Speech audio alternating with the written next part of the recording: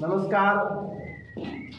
आज या ठिकाणी आपल्याला 1 ते 100 मधील मूळ संख्या ह्या पाहायच्या आहेत आणि ह्या पाहत असताना आपल्याला 1 ते 100 मध्ये एकूण मूळ संख्या ह्या शोधायच्या आहेत. मग मूळ संख्या म्हणजे नेमकं काय?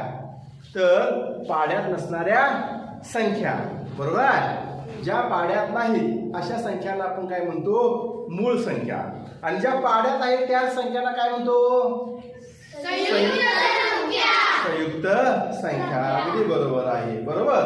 मग आता आपल्याला पाड्यात नसणाऱ्या संख्या त्या 1 ते 100 मध्ये शोधायच्या आहेत. आणि बाळांनो, आपल्याला इयत्ता 4थीच्या स्कॉलरशिप परीक्षेमध्ये असेल किंवा नवोदयच्या परीक्षेमध्ये असेल किंवा तुम्हाला आयुष्यभर ज्या ज्या परीक्षा द्यायच्या आहेत त्या परीक्षेमध्ये आपल्याला 1 ते 100 मधल्या मूळ संख्येवरचा हमखास प्रश्न विचारलेला असतो.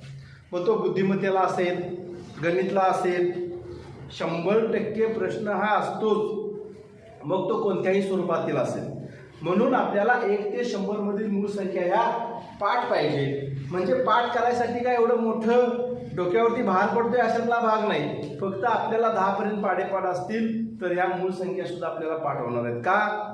तर ज्या पाड्यात नाहीत अशा संख्या शोधायच्या. मग त्या शोधण्यासाठी आपल्याला हा चार्ट दिलेला आहे. 1 ते 100 पर्यंतचे अंक दिलेले आहेत आणि ते आपण काय करूया? पाठ करूया. आणि पाड्यात नसणाऱ्या ज्या संख्या आहेत याला मूळ संख्या म्हणतात, हे आपण शोधूया.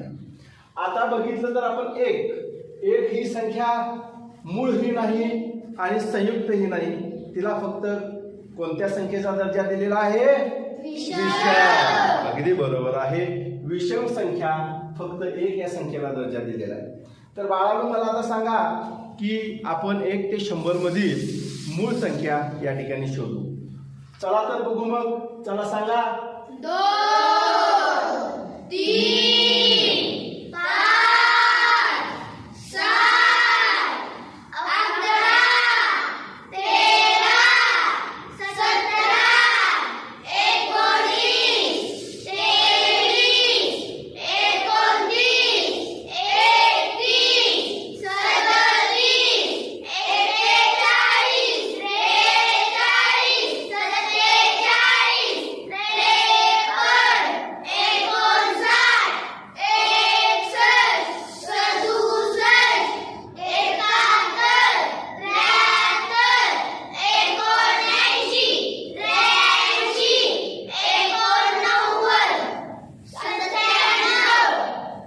अगदी बरोबर आहे.